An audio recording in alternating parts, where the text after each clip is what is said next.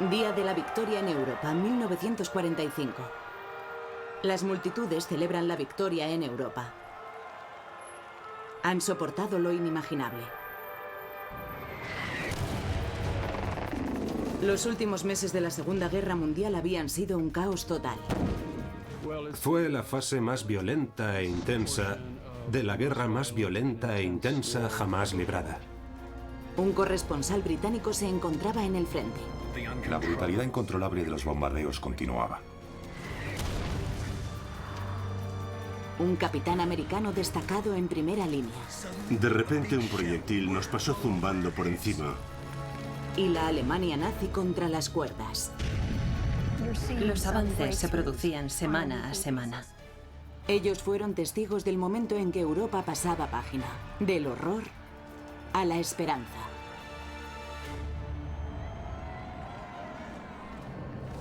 Carrera a la victoria. Europa. 7 de mayo de 1945. Por todo el mundo corre el rumor de que Alemania acaba de rendirse. En Washington, la gente sale a la calle y espera la gran noticia. Londres bulle impaciente. Los periódicos hacen cábalas, pero los líderes mundiales guardan silencio. Existía una gran confusión. Intentaban mantenerla bajo control. La gente salió a la calle a celebrarlo y la policía les decía, todavía no. Estaban deseando estallar y liberarse de las cargas de la guerra en un día único y catártico. Pero ese mismo día, en Berlín, reinaba el terror. La capital de la Alemania nazi había sido arrasada. Sus habitantes estaban conmocionados. ¿La rendición solo sería otro rumor? ¿O 6 años de guerra por fin habían terminado?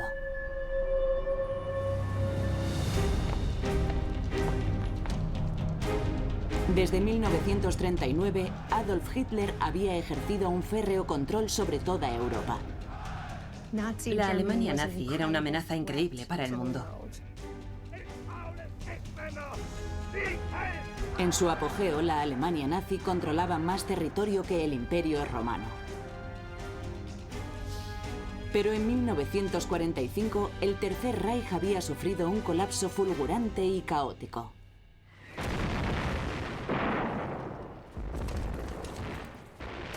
El año había comenzado con una de las batallas más sangrientas de la guerra, y solo empeoró. La batalla de las Ardenas fue un auténtico choque. Los alemanes, aparentemente de la nada, fueron capaces de asestar aquel golpe. La última gran ofensiva de Alemania consiguió abrir una brecha en el frente occidental. Los aliados habían sido sorprendidos con la guardia baja, incluido el capitán Charles MacDonald, de 22 años. Una ráfaga de feroces balas trazadoras resplandeció entre los árboles. Sentí un dolor repentino en la pierna derecha y un líquido tibio fluyó e inundó mi bota. Era sangre. El 17 de enero, una bala atravesó la pierna de MacDonald. El dolor era casi insoportable. Creí que iba a perder el conocimiento. La batalla de las Ardenas había terminado, pero el final de la guerra aún quedaba muy lejos. MacDonald regresó enseguida al frente occidental. Desde el frente oriental, el ejército rojo soviético invadió el territorio alemán en una ofensiva épica.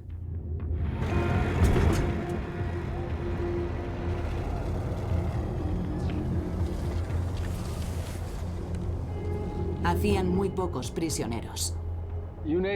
Lo saqueaban todo. Y era como una nube de varios millones de langostas arrasando el centro de Alemania. El 31 de enero, 2 millones de soldados rusos estaban a menos de 2 semanas y a menos de 80 kilómetros de Berlín. A los soviéticos lo único que les importaba era el castigo, la venganza. Y los ciudadanos alemanes sabían que era imparable y no querían estar allí cuando ellos llegaran. Pero Adolf Hitler estaba aquí, bajo los escombros de su cuartel general, la Cancillería del Reich en Berlín. En febrero, vivía en un búnker de 4 pisos situado justo debajo de las ruinas del edificio. Pero Hitler se negaba a aceptar el funesto desenlace de la guerra.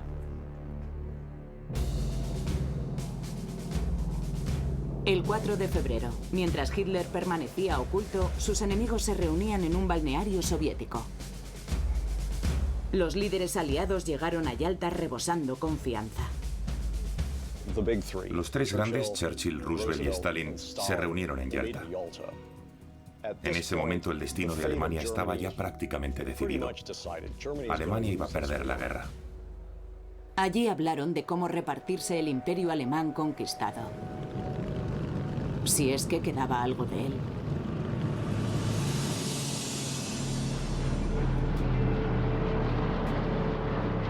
En 1945, los aliados controlaban prácticamente todo el espacio aéreo europeo. A Alemania apenas le quedaba aviación. Pero tenían muchas baterías antiaéreas en tierra. Las explosiones de la artillería antiaérea eran algo que aterrorizaba a los aviadores. Las podían ver, veían esas flores negras abriéndose a su alrededor. Las podían oír impactando contra las paredes de aluminio del avión. La metralla mató a muchas tripulaciones, pero no detuvo el ataque. Hubo cientos, si no miles, de ataques con bombarderos. Era una masa de nubes metálicas volando en los cielos de toda Europa. Los aliados bombardeaban una y otra vez cualquier fábrica que estuviera alimentando la maquinaria de guerra nazi. El petróleo era el talón de Aquiles del Estado alemán. Destruir sus refinerías era la forma efectiva de detener toda su maquinaria de guerra. No se descartaba que hubiera bajas civiles, pero no se buscaban. A mediados de febrero las reglas cambiaron. El 13 de febrero de 1945, 800 aviones británicos atacaron los primeros. Los estadounidenses salieron las 2 noches siguientes casi con el mismo número de aviones. Hicieron algo más que lanzar bombas convencionales sobre objetivos militares. Lanzaron bombas incendiarias sobre toda la ciudad de Dresde.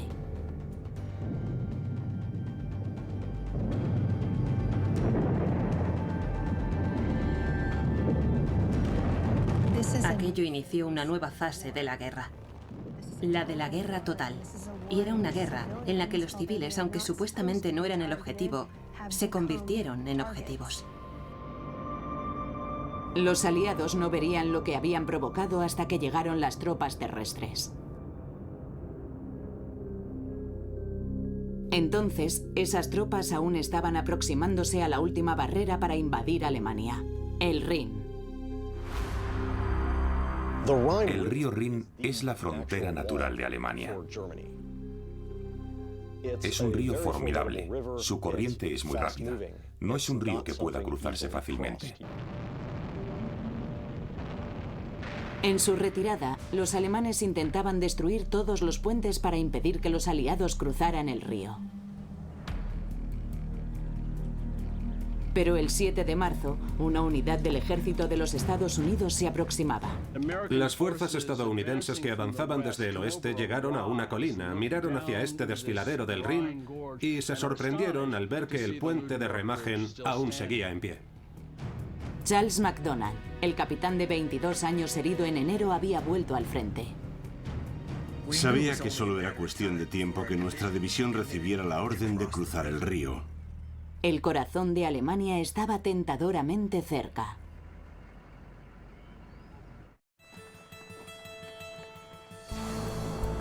En marzo de 1945, los aliados se preparaban para cruzar en masa el Rin. Empezaron a preparar una armada como la del día D.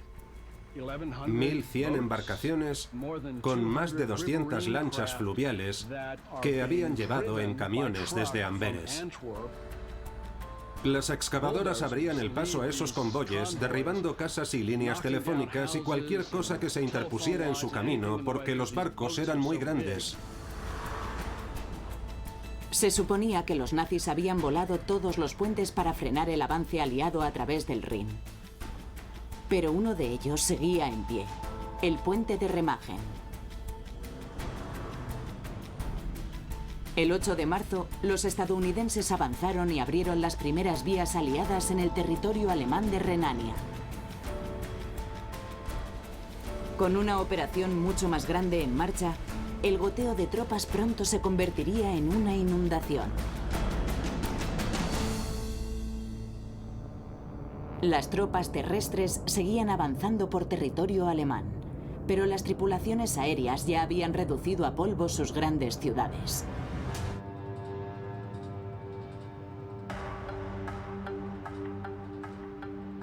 Las ciudades alemanas, una tras otra, habían quedado reducidas a cenizas y escombros. Apenas quedaba una piedra encima de otra.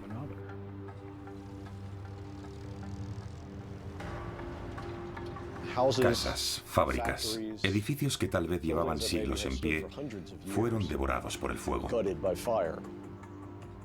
Tejados hundidos, paredes rotas y caídas, calles cubiertas de escombros. Todas las ventanas habían quedado hechas añicos. Las ciudades alemanas, una tras otra, habían sido borradas del mapa. El bombardeo de Dresde marcó otro nivel en la contienda.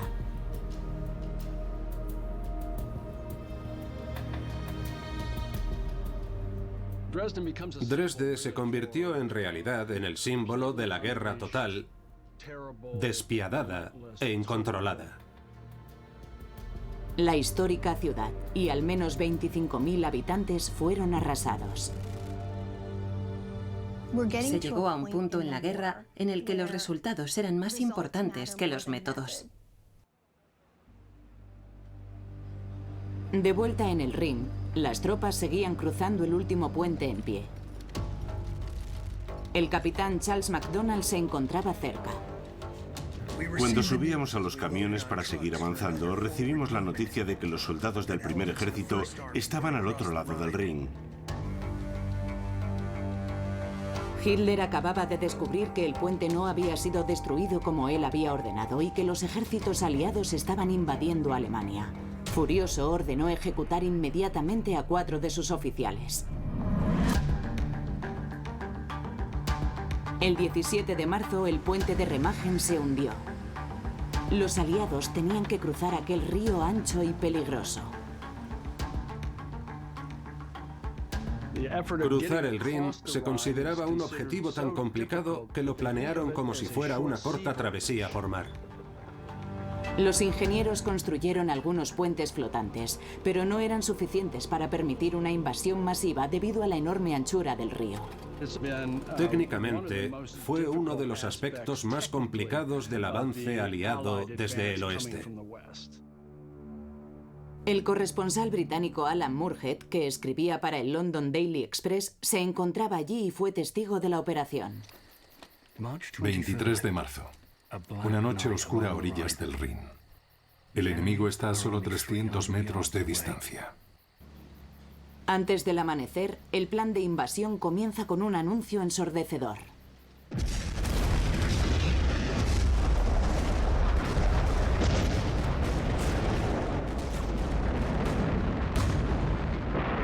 El estruendo ensordecedor de la artillería se elevó desde los campos cercanos. Después llegaron las primeras tropas aerotransportadas. Pasaron a solo 70 o 90 metros de nuestras cabezas volando en formación de combate. Los paracaidistas se lanzaron por las compuertas abiertas. 16.000 paracaidistas saltaron sobre Alemania.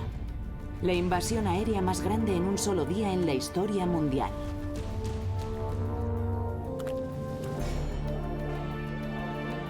Pero el grueso de la fuerza invasora tendría que cruzar el río bajo las descargas de la resistencia alemana. Alan Muirhead iba con ellos. En ese momento empezaron a caer obuses a nuestro alrededor. Los que pudimos, nos agazapamos en el piso de acero del bote. Podíamos sentir las explosiones en el agua. Se creaban cortinas de humo para impedir que los francotiradores enemigos pudieran disparar a los soldados en movimiento. Charles MacDonald, el capitán estadounidense, cruzó el río y avanzó hacia el corazón de la Alemania nazi. Nuestro avance continuó en la otra orilla. Yo me preguntaba si el enemigo defendería aquellas colinas. Si lo hacían, nos esperaba una dura batalla.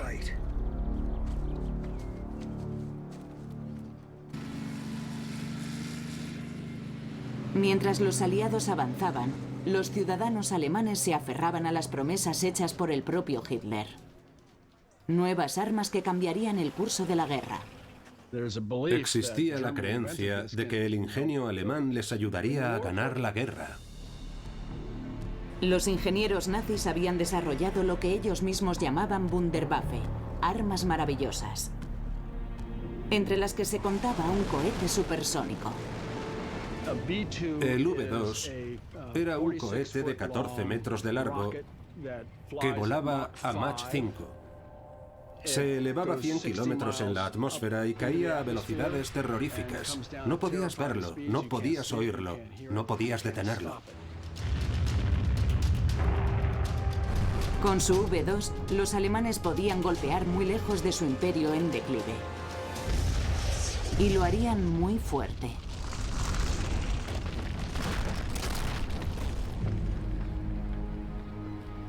El puerto de Amberes, en Bélgica, era clave para alimentar la maquinaria de guerra aliada. La Alemania nazi solo tenía un arma que pudiera llegar tan lejos, el cohete V2. Impactaba a velocidades supersónicas antes de que te pudieras dar cuenta. Desde el otoño de 1944, Amberes había sufrido casi 600 impactos directos.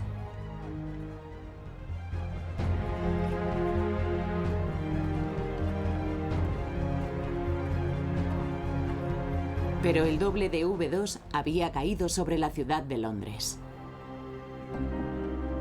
En la mañana del 27 de marzo, el último ataque con V2 en Londres sacudió el barrio de Stepney. Destruyó varios edificios y mató a 134 personas. La mayoría eran vecinos judíos que estaban desayunando en sus casas. Las consecuencias fueron devastadoras. Pero eso no desanimó a los británicos. Al contrario, los reforzó en su convicción en la última fase de la guerra de que los nazis debían ser derrotados. Su derrota parecía inminente. Las tropas lo sabían. Aparentaban normalidad. Y hacían un poco el ganso.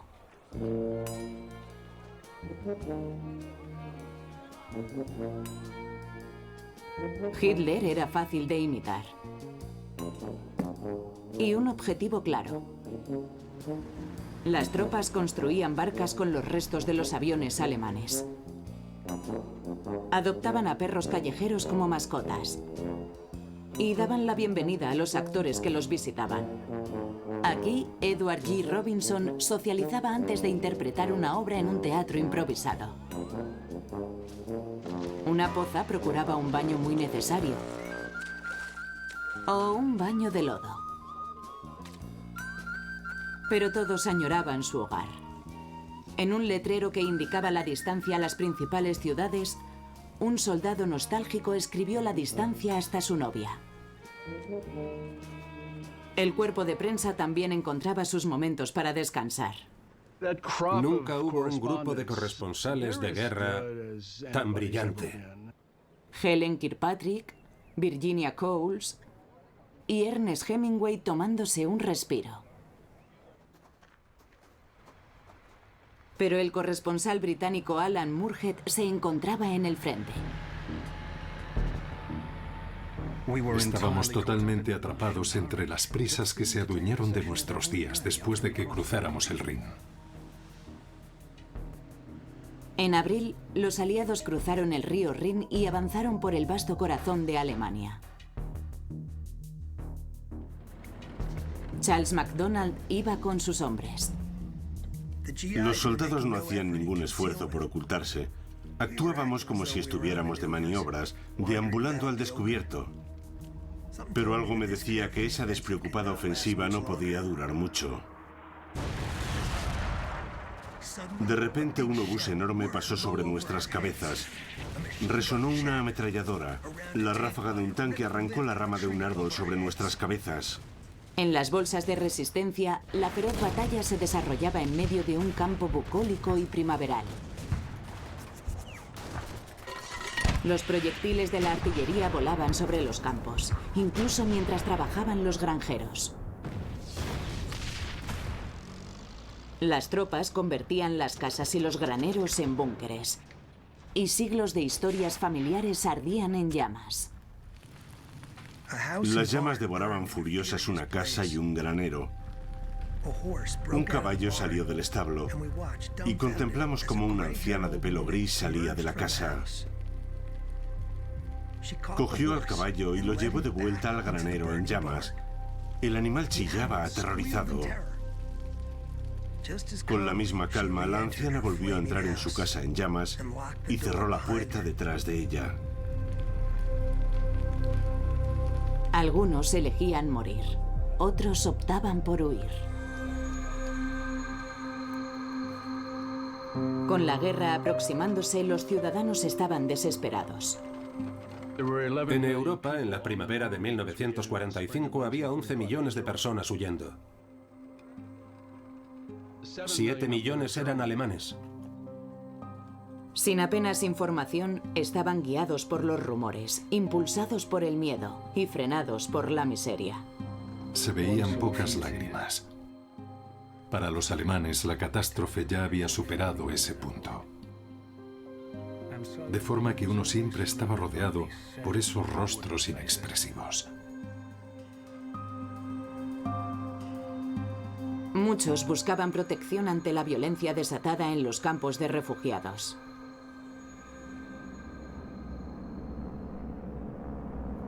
Pero huían de algo más que de los ejércitos de tierra.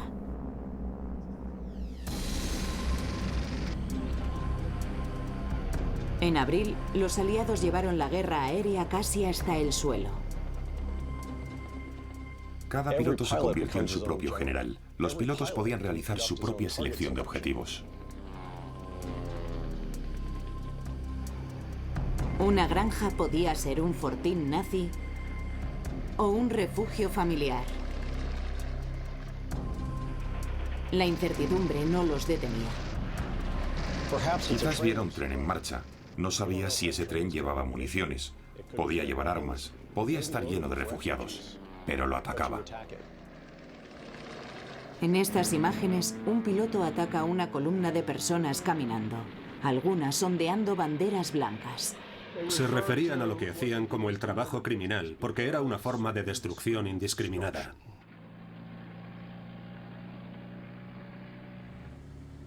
La destrucción estaba llegando al corazón industrial de Alemania.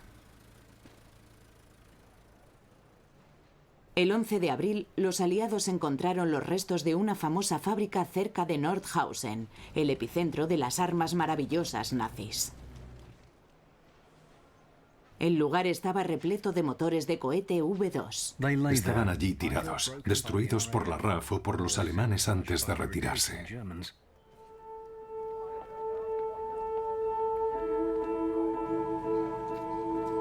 Los aliados rescataron a miles de trabajadores esclavos que se habían visto forzados a fabricar esas armas.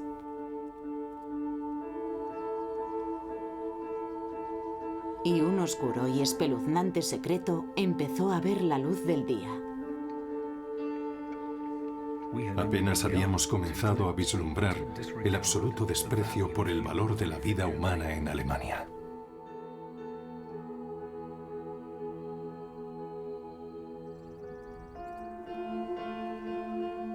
Pocos años antes, los líderes nazis no huían.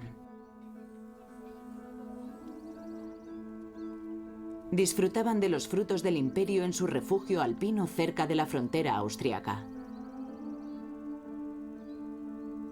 Desde allí, los arquitectos del Tercer Reich planificaron el futuro de Alemania.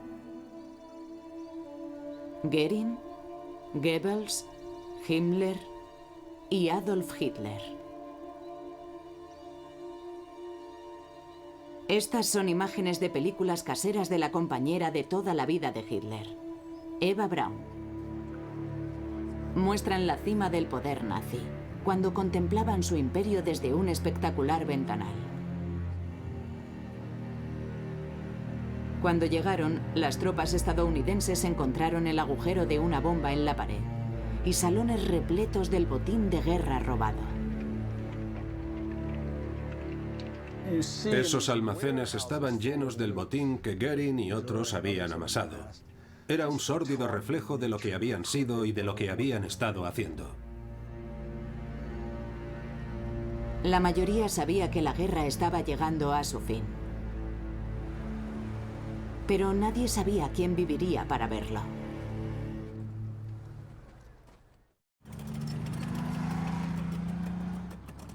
En abril de 1945, el presidente Roosevelt sabía que la victoria estaba cerca.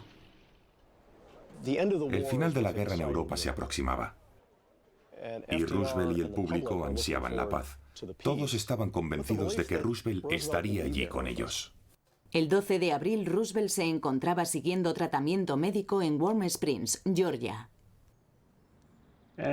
Y cuando se disponía a almorzar, de repente se llevó la mano a la frente y se derrumbó inconsciente. Había sufrido un derrame cerebral. Había un médico allí. Su presión arterial era de 300 sobre 190, lo cual es mortal.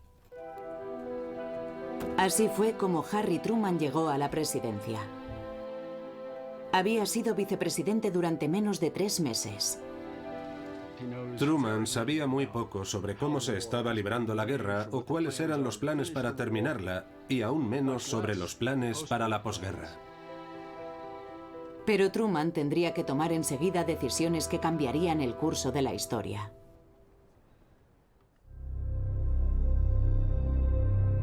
Los aliados occidentales habían acordado dejar que las tropas soviéticas, que avanzaban imparables, libraran la batalla por Berlín. El 16 de abril ya tenían 2,5 millones de hombres preparados para el asalto final.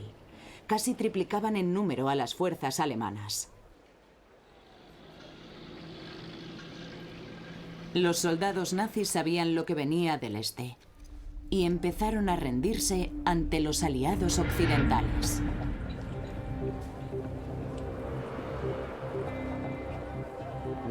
Se respiraba un ambiente de desesperación, de auténtica desesperación. Y la creencia generalizada era que si podías llegar a Occidente, los aliados occidentales te tratarían mejor que los soviéticos. El 18 de abril, un grupo de ejército alemán al completo se rendía ante los estadounidenses. Era la mayor rendición en masa de la guerra. 325.000 hombres, incluidos 30 generales, se convirtieron de repente en prisioneros de guerra. Algunos eran niños. Un hombre nos trajo a 2 soldados alemanes. Ninguno de ellos tenía más de 16 años. Los agrupaban y los llevaban a recintos vigilados, que básicamente eran campos cercados con alambradas. Solo en el último mes de la guerra se rindieron más de 1 millón de soldados. Esa fue la primera señal verdadera de que Hitler había perdido ya el control y que el Reich caería poco a poco en poder de los aliados. Hacia el final de la guerra empezaron a verse rendiciones más organizadas de las tropas alemanas. Esto era lo que más temían los alemanes que se rendían. Los soviéticos que llegaban desde el frente oriental asesinaban a su capricho y ejecutaban a los soldados que se rendían. Mataban a los civiles, violaban a las mujeres. Y no había ninguna razón para pensar que se detendrían al llegar a Berlín.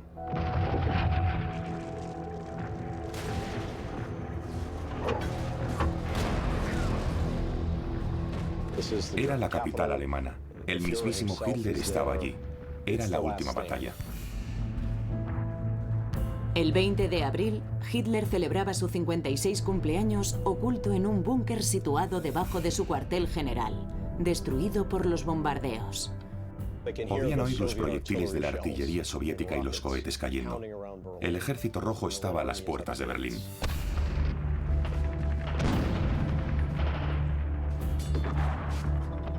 Al día siguiente empezó la batalla de Berlín, calle a calle.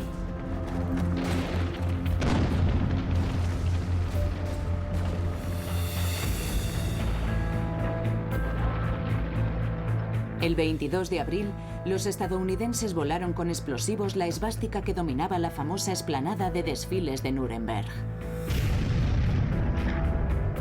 Al igual que ese símbolo, el partido nazi estaba implosionando. El día 23, Hermann Göring le preguntó a Hitler si podía ser su sucesor. Hitler lo expulsó del partido nazi. Al día siguiente, Himmler hizo llegar a los aliados una propuesta secreta de rendición a espaldas de Hitler. Y el 25 de abril, los aliados se toparon con unos soldados con extraños uniformes cruzando el río Elba, al sur de Berlín. Los soldados de ambos bandos se acercaron cautelosamente a las tropas que habían visto en la orilla opuesta del río. Los aliados les dieron la bienvenida cuando desembarcaron. Era una unidad del Ejército Rojo Soviético. Tras años luchando contra el mismo enemigo en diferentes frentes, se encontraron por primera vez en la ciudad de Torgau. Era un momento histórico, marcado al principio por el decoro militar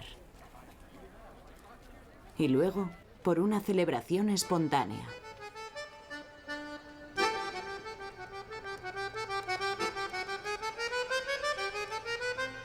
Alguien describió el ambiente como el de una feria de Iowa.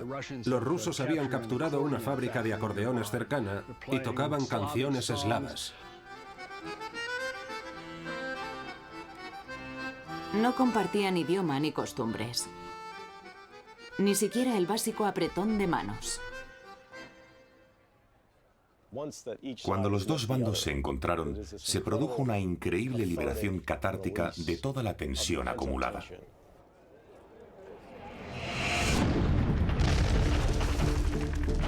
Mientras, en Berlín, la tensión llegaba al punto crítico. El 28 de abril, los soviéticos se encontraban a tan solo 500 metros del búnker de Hitler. Benito Mussolini, su aliado del Eje en Italia, era fusilado y exhibido colgando de un gancho de carnicería. El 29 de abril, con los soviéticos aproximándose, Hitler se casó con Eva Braun.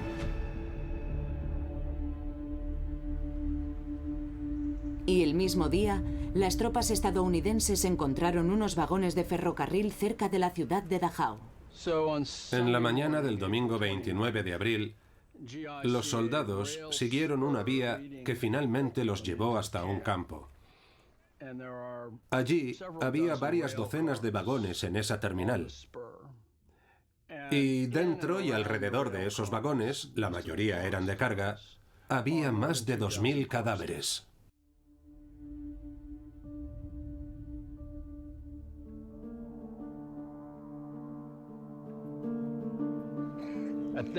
Después, cuando entraron en el campo, encontraron a miles de prisioneros esqueléticos y demacrados. Algunos supervivientes tenían la mirada perdida, incapaces de procesar lo que estaba pasando. Y aún menos lo que había pasado.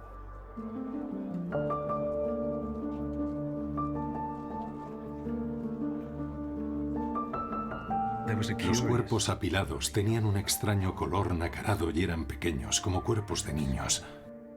Todos los rasgos normales por los que reconocemos a un ser humano prácticamente habían desaparecido.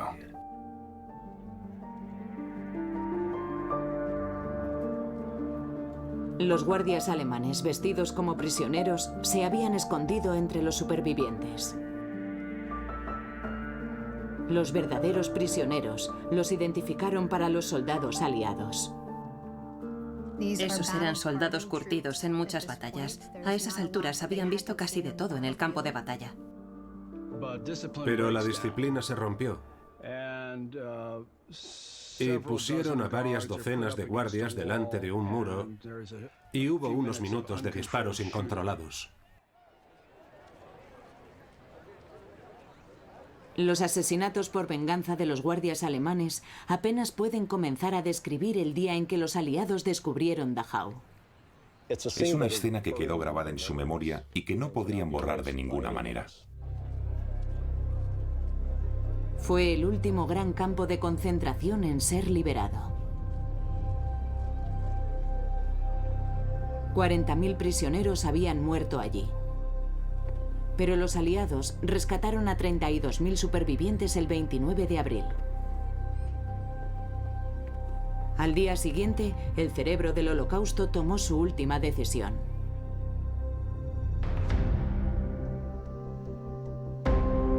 El 30 de abril, 10 metros debajo de la Cancillería del Reich destruida por las bombas, Hitler y Braun se retiraron a una habitación privada.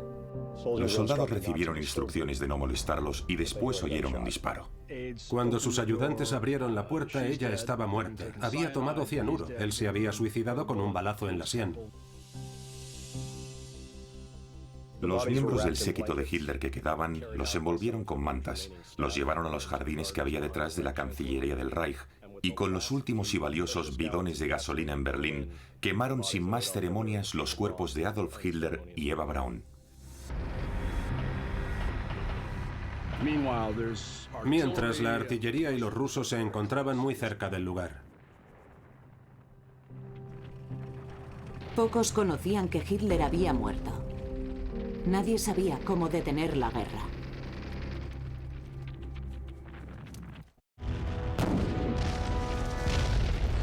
El 30 de abril de 1945, Berlín era un campo de batalla.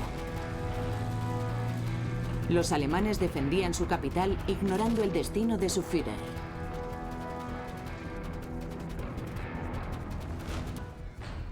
Hasta que el 1 de mayo, la radio alemana anunció que Hitler había muerto. Al día siguiente, las fuerzas alemanas en Berlín se rendían a los soviéticos. El 4 de mayo, más soldados alemanes en Dinamarca y el norte de Alemania se rendían ante los británicos. Pero los aliados exigían más: la rendición total e incondicional de todas las fuerzas nazis de una vez. Se había acordado que no habría paces separadas ni acordadas por nadie. Finalmente, en una escuela en Francia, comenzaron las negociaciones formales para la rendición. Los alemanes parecían no tener prisa.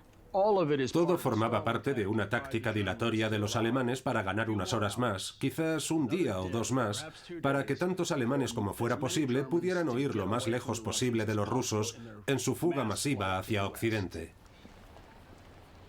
Pero algunos seguían combatiendo.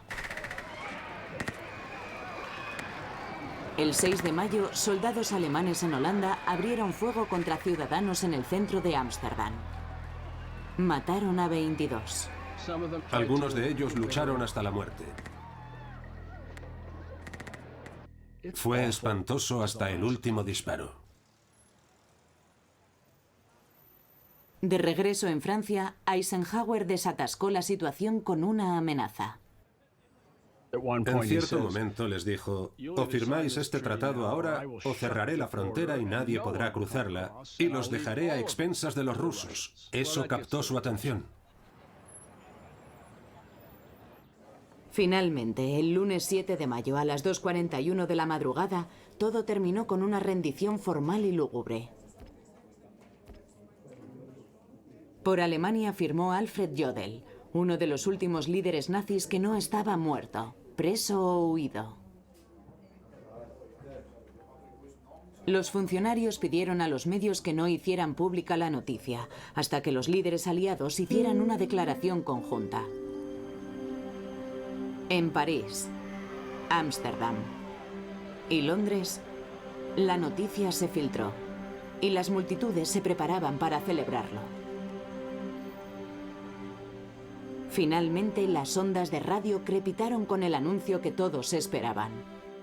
Ayer en la mañana, a las 2:41 de la madrugada, el alto mando alemán firmó el acta de rendición incondicional. Hoy es el día de la victoria en Europa.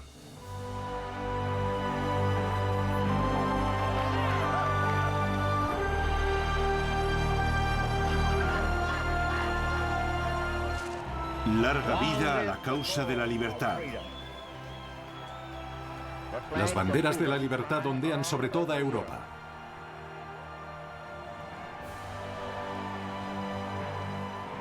Fue un gran momento de triunfo para las poblaciones que habían sufrido mucho durante el conflicto.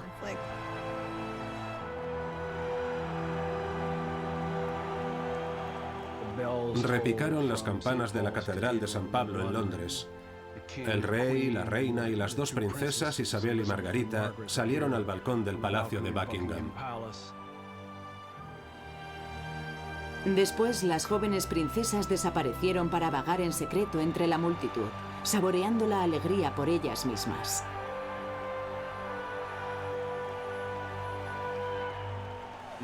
En París,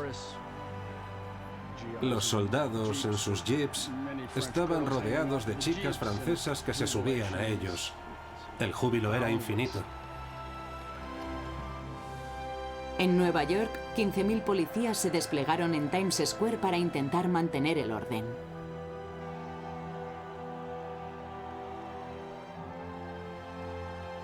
Los ciudadanos tenían otros planes.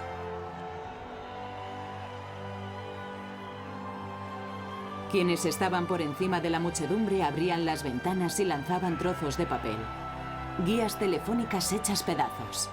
Telas desde las fábricas textiles. Todo para celebrar, al menos por un momento, la unidad.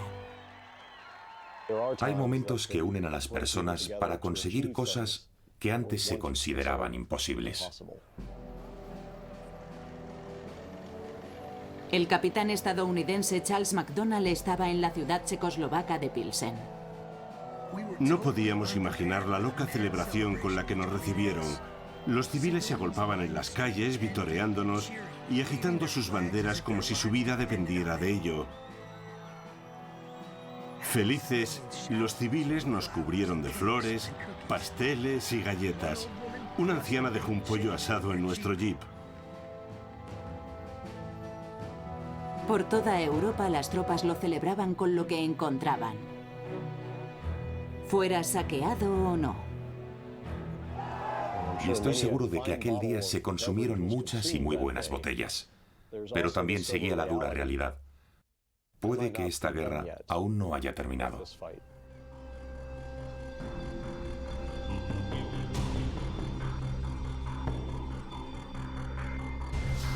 En el otro extremo del mundo se estaba librando otra guerra al mismo tiempo. La Guerra del Pacífico. Los aliados contra Japón. Para las tropas que luchaban en la isla de Okinawa, la paz en Europa no fue un consuelo. A nadie le importó realmente. Estaban en mitad de una batalla sangrienta, confusa y absolutamente espantosa por Okinawa. Y sentían que les había tocado la peor parte en aquella guerra. En el Pacífico, la guerra llegaría a su propio e impactante momento culminante exactamente 100 días después. Aquellos iban a ser de los 100 días más importantes de la historia mundial. Pero de vuelta en Europa, todo había terminado por fin. El Reich de los 1000 años solo había durado 12. Y el mundo siguió girando.